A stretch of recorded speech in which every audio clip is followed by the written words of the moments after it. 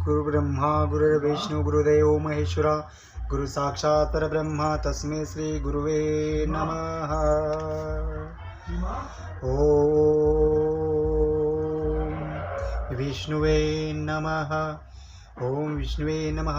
अध्याय 24 या अध्यायामध्ये भरतरीची जन्मकथा, बालपण व माता पित्याचा वियोग हा जर अध्याय जर वाचला तर बालहत्या दोष नाहीसे होऊन मुले सुखी होतील। आपण या अध्यायामध्ये भरतरीची जन्म कसा झाला आणि भरतरीला पुढे नाव कोणते ठेवले आपण आज नाव पाहणार आहोत।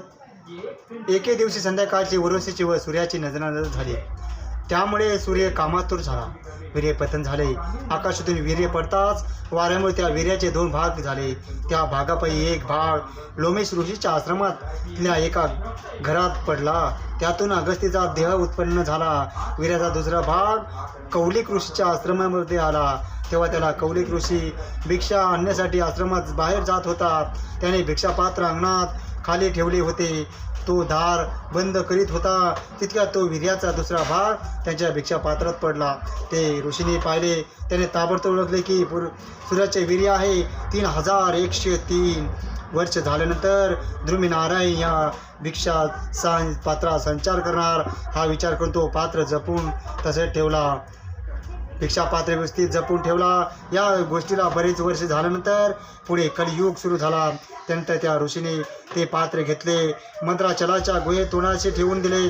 आपण निघून गेला। त्यानंतर कलीची 3103 वर्षे लोटल्यानंतर द्वारकाधीश ध्रुमीनारायणाने अवतार घेऊन पात्रात प्रवेश केला। नंतर तो गर्भ एक दर दिवशी वाढत गेला होता।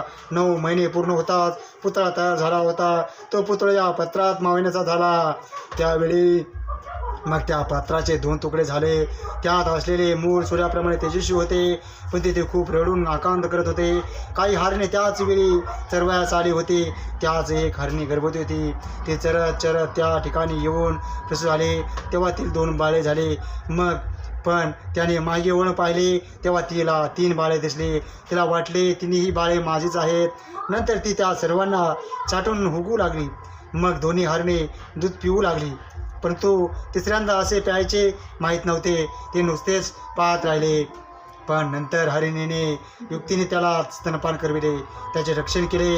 पुढे काही दिवसानंतर ते मूल राबू लागले। तिन्ही मुलांना एकाच ठिकाणी ठेवून हरिणी चरवायत जाई, तरीसुद्धा तिचा जीव मात्र त्या मुलातच असे। ती मधून परत येऊन मुलाला पाहून परत चारवायच जात असे। असे करता करता 3 वर्षे लुटून गेली।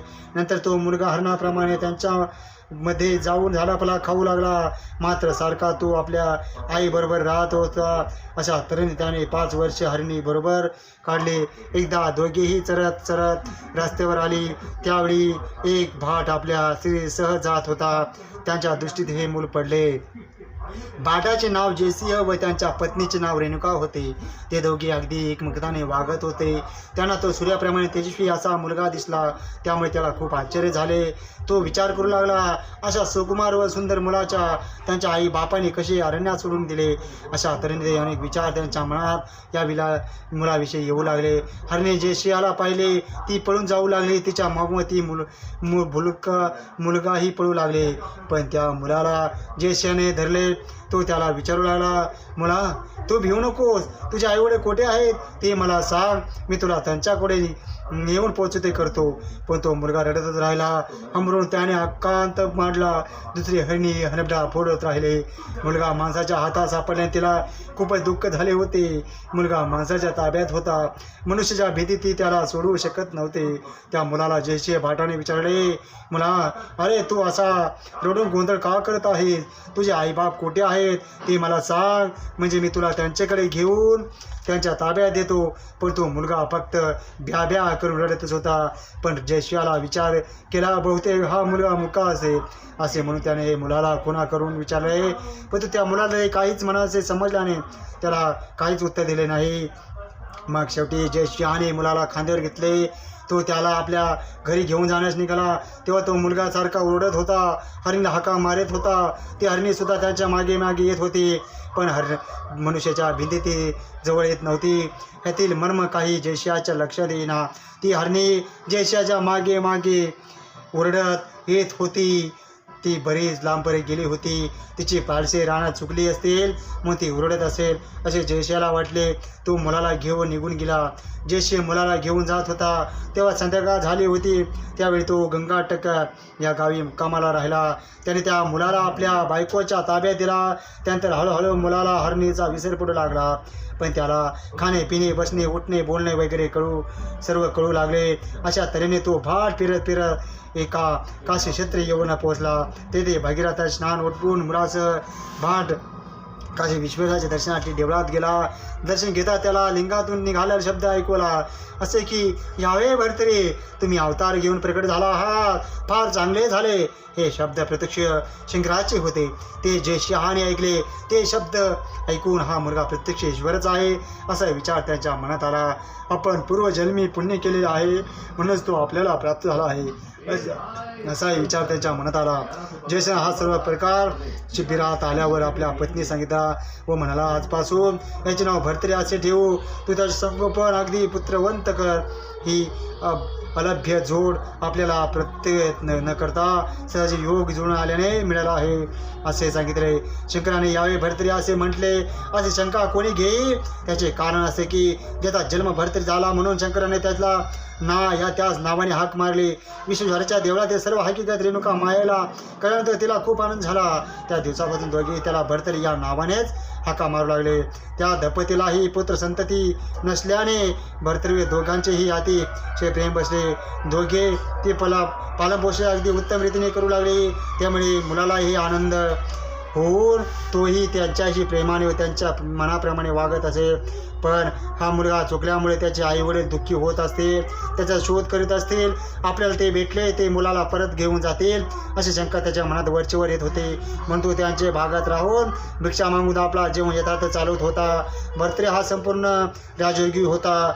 खेळताना गावातील मुले जमून तो राजा बनत असे. दुसऱ्या मुलाला इतर कामी करणारी करी घोडे पायदळ मंत्री वगैरे सर्वांना निनाळे कपडे देऊन तो स्वतःच्या राज्याच्या सारखाच तो थाट करीत असे. असा योग असेल तशी त्याने कृती असे. एकदा काठीचे घोडे घेऊन जोराचे पळत ते तोंडान तो हो म्हणत काठीची थोपाड ते गावाबाहेर अरण्यात आले. त्या ठिकाणी खेळताना भरतरी ठेच लागून पडला. पेडताच बेसूद झाला. त्यावेळी त्याचे डोळे पांढरे झाले. ते पाहून सर्व मुले तो मेला असे समजून घाबरून परत भगीरथाच्या काठी येऊन विचार करू लागले की आता भरतरी भूत होईल, गावात हिंडून आपल्याला खाऊन टाकी, म्हणून आता आपण बाहेर जाऊच नाही असे तऱ्हेने विचार करून सर्व मुले आपल्या घरी परतले. इकडे भरतरी बेशुद्ध होऊन अगदी निश्चितपणे अरण्यात पडला होता. दगडामुळे त्याचे सर्वांग अगदी टेचून निघाले होते. त्यांच्या सर्वांगातून रक्त वाहत होता. हा सर्व प्रकार सूर्याने पाहिला. त्याला त्या अवस्थेत पाहून त्याने पितृहृदय असल्याने त्याला खूप वाईट वाटले. पुत्राच्या महत्व ताबडतोब भूतलावर आला. त्याने भरतरीला उचलून पोटात धरले. त्यानंतर भगीरथाची उदक आणून ते त्याला पाहिले व त्याला समाधान केले. नंतर सूर्याने त्यांच्या शरीराची कृपा दृष्टीने पाहिली असता त्याचे सर्व पूर्वत सुंदर झाले. नंतर ते सर्व झाल्यावर आपण स्वतः विप्राचे वेश धारण घेतला. भरतरीला घरी घेऊन गेला. रस्त्यात भरतरीला पाहताच मुले हसून म्हणू लागले, भरतरी भूत होऊन परत आला आहे असे ओरडत ते आपापल्या घरी निघून लपून बसले. मग भरतरीला सूर्याने घरी आणून रेणुकाच्या स्वाधीन केले. त्यावेळी रेणुकेने त्याची विचारपूस केली. त्याची ब्राह्मणाला पाहून तिने त्याला आपल्या घरात आसनावर बसण्यास सांगितले व म्हणाले, महाराज तुम्ही अतिशय प्रेमाने मुलाला घेऊन येऊन आला आहात, तेव्हा आपण कुठून आलात व आपले नाव काय हे कृपा करून या काही न किंतु न आणता सांगावे. त्यावर सूर्य म्हणाला, या मुलाचा मी बाप आहे म्हणूनच मी मोठ्या ममतेने घेऊन आलो आहे. मी अगदी अंतःकरणापूर्वक हा मुलगा तुला अर्पण करीत आहे. तो कोणत्याही प्रकारे शंका न आणता ह्याचे पालनपोषण कर. त्यावर मग रेणुकेने प्रश्न केला की तुम्ही याचे जनक कसे मला ते सांगा. सूर्य म्हणाला, मी ब्राह्मणाच्या विषयात तुझ्याकडे आलो आहे म्हणून तू मला ओळखू शकणार नाही. सूर्य म्हणून जो देव आहे तोच मी हे सांगून त्याने भरतरीचा सर्व जन्म वृत्तांत तिला सांगितला व जन्मानंतर हरणीने कसे संगमन केले ते सांगितले. नंतर त्याने तिला असे सांगितले, तू हा मुलगा आपल्याच उदरीत आहे असे म्हणून तू अगदी निश्चित म्हणा त्याचे संरक्षण कर. हा पुढे अगदी मोठमोठी कृत्ये करून लोके प्राप्त करून घेईल. तुझे नशीब उघडले म्हणून ह्याची तुला प्राप्ती झाली आहे. हे सर्व वृत्त ऐकून विश्वशहाणी सूर्य परत गेला. तेव्हा सूर्य घरी आला होता तेव्हा तिचा नवरा ज्येष्ठ घरी नव्हता. तो घरी परतल्यावर तिने त्याला वेळ सर्व हकीकत सांगितला. ती सर्व हकीकत ऐकून त्यालाही अत्यानंद झाला. मनात तो संशय होता त्याचे निरासन झाले. नंतर त्याचे मुलावर पूर्ण प्रेम जडले. मुलगा 16 वर्षाचा होईपर्यंत तो काशीतच राहिला. नंतर मुलाचे लग्न करावे असा विचार मनात करून आणून आपल्या गावी जाण्यासाठी काशीहून निघाले. तेव्हा मार्गाने जात असताना चोरट्यांची याला ठार मारले. त्याचे कडील सर्व द्रव्ये हिरावून घेऊन चोर निघून गेले. पती मेल्याचे दुःख सहन झाल्याने रेणुकीने हे प्राण सोडले. नंतर भरतने त्या दोघांनी त्या अग्नी देऊन दन केले व निराधार झाल्याने आधी दुःखी झाला. त्याला दुःख आवेना जमेना व निराधार झाल्याने त्याला काळजी वाटू लागली. त्याचवेळी काही व्यापारी त्या मार्गाने जात होते. ते भरतला पाहून त्यांच्या जवळ आले. त्यांनी त्याची सर्व विचारपूस केली. त्याची हकीकत ऐकून त्याच्या मनात दया उत्पन्न झाली. मग त्यांनी त्याची समजूत काढली. नशीब आहे ते भोगले पाहिजे असे सांगून आता डोके फोडून काही उपयोग नाही असा उपदेश केला. नंतर त्याला आपल्या बरोबर घेऊन निघाला. व्यापार त्याला अन्न वस्त्र देत असत व तोही त्याची कामे करीत असे. अशा तऱ्हेने काही दिवस गेल्यावर त्याची सवय राहिल्यामुळे त्याला आपल्या दुःखाचा विसर पडू लागला. नंतर काही दिवसांनी ते सर्वजण अवंती नगरीत येऊन पोहोचले. ओम गोरक्षम जालंधरम सर्पराश्रमण भंगम कहाणी पमचिताद्या चौरिंगी रेवानक भद्र सज्ञ सिद्धाय आदेश अलक निरंजन.